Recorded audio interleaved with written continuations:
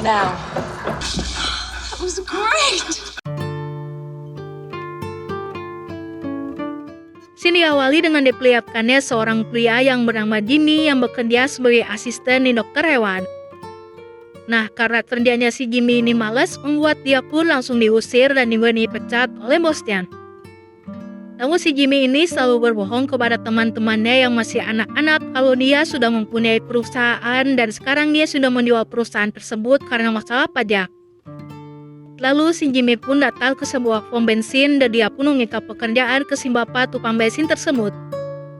Namun sayangnya si bapak gak bisa ngasih kerjaan kepada si Jimmy dan tak lama ada seorang gadis cantik yang ngisi bensin mobilnya yang bernama Josie.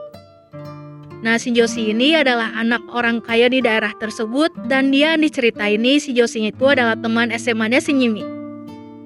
Lalu setelah itu tiba-tiba aja si Jimmy pun datang sambil kuku lutut karena dia mendapatkan kabar kalau si Jimmy ini dipecat dari pekerjaannya. Lalu di malam harinya si ayah pun memecut si Jimmy agar si Jimmy mau bekerja lagi, yaitu dengan menyuruh si Jimmy membayar uang sewa di rumahnya karena si Jimmy ini udah lulus sekolah dan juga sudah berusia 21 tahun.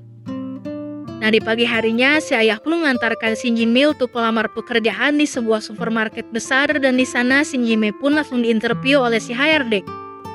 Nah, awalnya si Jimmy sangat senang karena dia akan menjadi manajer di supermarket tersebut dan juga mendapatkan gaji sebesar $45.000 dalam setahun. Namun tiba-tiba si HRD mendapatkan telepon kalau si calon manajer masih di luar kota karena ada tinggalan pesawat. Yang akhirnya si HRD pun salah interview orang namun tetap akan mempekerjakan si Jimmy sebagai office boy dengan gaji hanya $4 per jam. Nah, karena si Jimmy ini lagi butuh banget kerjaan, akhirnya dia pun mau mengambil pekerjaan tersebut. Down here is night cleanup boy. Welcome to the target team. Thank you. Lalu kita ke Shin Josie dulu yang baru aja pulang ke rumahnya. Nah, di situ ada ayahnya Shin Josie dan juga teman-temannya. Dan si ayah pun menyuruh si Josie untuk memberikan salam kepada teman ayahnya tersebut dan si Josie pun langsung membukakan jaketnya yang membuat temannya si ayah pun langsung ngiler ngeliat mantepnya bentuk tubuh si Josie. Lalu pas ngasih salam, si Josie malah memberikan ciuman kepada salah satu temannya si ayah yang membuat si ayah pun langsung tercengang melihat kelakuan anaknya tersebut. Dan di malam harinya si ayah pun langsung mengancam akan mengurung si Josie di kamar jika melakukan hal tersebut sekali lagi. Lalu kita ke si Jimmy yang mau berangkat kerja dan dijemput pakai limosin yang bikin si ayah dan ibunya pun heran.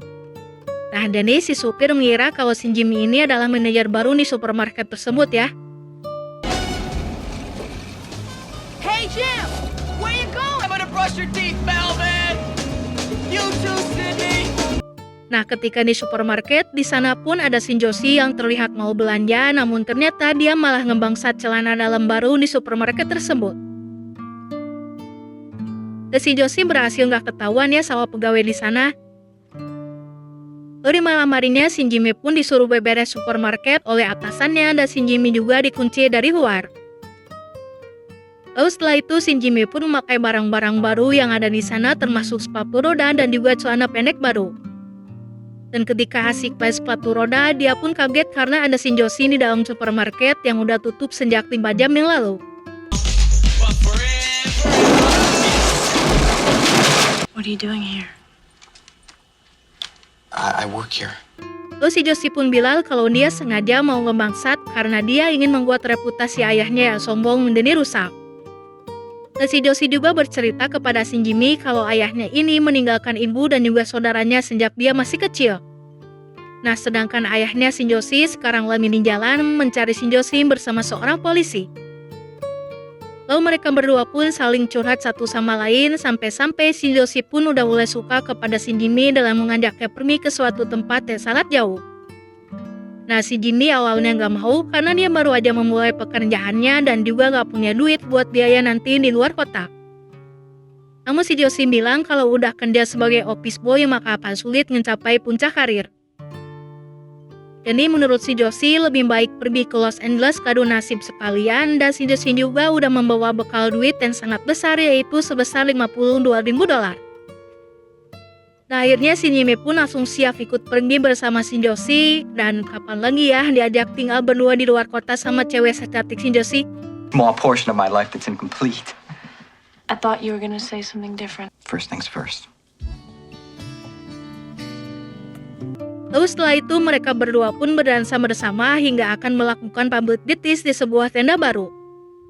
You want to let me in? I'd love to let you in. I don't have the key. She come into the store? Oh, I don't know. I only work nights. Namun si Jimmy pura-pura nggak tahu di mana si Josie berada dan si polisi pun langsung pergi lagi. Nah setelah itu mereka pun main squad ronda bareng dan di situ si Josie nguri banget ya pakai tank top putih. Namun tiba-tiba ada dua orang perampok bersenjata datang dan mereka pun langsung pergi bersembunyi di ruang ganti yang bikin si Jimmy pun langsung nyut-nyutan karena ditindih sama si Josie.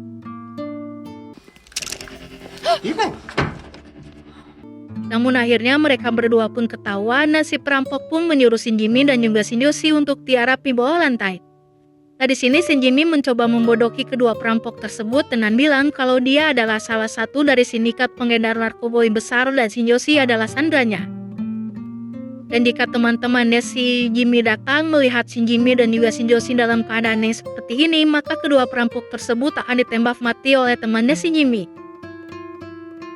Akhirnya kedua perampok itu pun percaya dan mereka pun langsung jatuhkan kedua pistolnya, lalu si Jimmy dan juga si Josie pun tertawa melihat bodohnya kedua perampok tersebut. Dan membuat si perampok langsung bilang kalau mereka juga membodohi mereka dengan pistol mainan. Nah mendengar hal tersebut membuat si Jimmy pun dan juga si Josie jadi takut tiuban sama si perampok itu dan pistol itu pun langsung diambil lagi oleh si perampok dan juga langsung memperlihatkan kalau pistol tersebut asli dan ditembakkan ke arah lampu. I lied. Lalu si Josie pun punya rencana untuk menembak perampok tersebut karena salah satu dari perampok itu pengen public ditis sama si Josie. Lalu si Josie pun langsung ngajak kedua perampok tersebut untuk bekerja sama mengambil barang-barang mahal di supermarket tersebut. Dan juga si Josie akan ikut bersama mereka ya. Nah kerjasama itu pun langsung disambut baik oleh si perampok yang emang udah leader banget kepada si Josie. Dan mereka pun langsung mengambil barang-barang mahal dan memasukkannya ke dalam koper dan setelah itu si perampok pun langsung membuat barang curian mereka ke dalam mobil. Nah kesempatan itu pun langsung digunakan oleh si Josie untuk kabur dengan menggunakan mobil si perampok. Nah sedangkan si Jimmy langsung ngambil shotgun punya atasannya karena si perampok langsung masuk lagi ke dalam supermarket untuk mencari si Jimmy. Dan akhirnya si perampok itu pun ketakutan ketika si Jimmy menembakkan shotgun ke arah mereka. Attention target shoppers. Dan tak lama si Josie pun kembali lagi ngejemput si Jimmy. Dan akhirnya si polisi pun menemukan si perampok yang udah dirantai sama si Jimmy dan mereka juga adalah buronan polisi selama ini. Lalu terlihat ayahnya si Josie dan juga si Jimmy lagi ngopi di sebuah kafe dan juga nggak bisa tidur karena anak mereka masih belum pulang. Nah sedangkan si Jimmy dan juga si Josie pergi berdua ke Los Angeles dan mereka pun hidup bahagia di sana dan film pun berakhir.